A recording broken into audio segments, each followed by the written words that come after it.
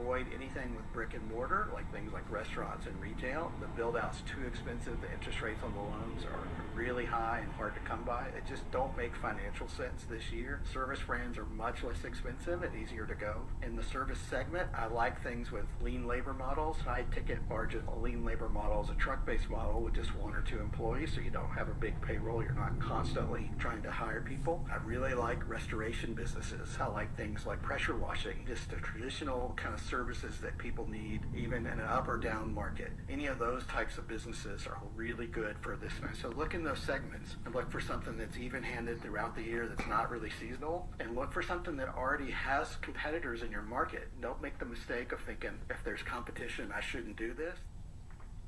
Okay.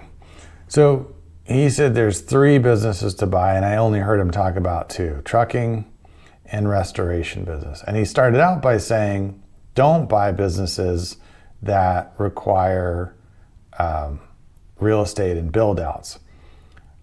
I wouldn't go as broad as he's going. There are definitely restaurant franchises that can do very well.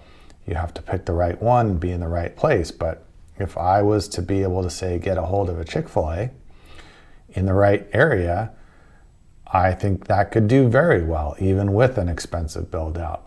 On the other hand, a service business that you don't have any experience with and isn't in the right market and doesn't have great margins or whatever, or isn't a particularly good franchise brand, you can really struggle with. And I've seen both. As actual accounting clients, I've seen both of those things. So I don't think you can blanket say service businesses or low employee businesses are good. You have to look deeper than that. And obviously it's a short TikTok or a short video. So, this isn't meant to be in-depth advice, I guess, but consider the source and think about what you're hearing before you decide what to get into or not get into based on these short videos.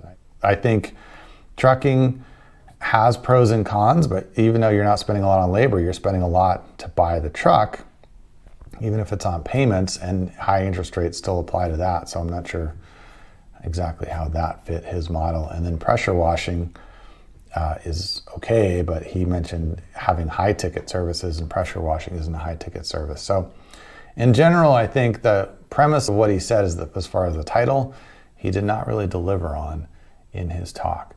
My advice would be find a franchise system that you think you can do really well with because of your skills and abilities, and ignore what's popular or trendy or what's on a TikTok list of businesses to start.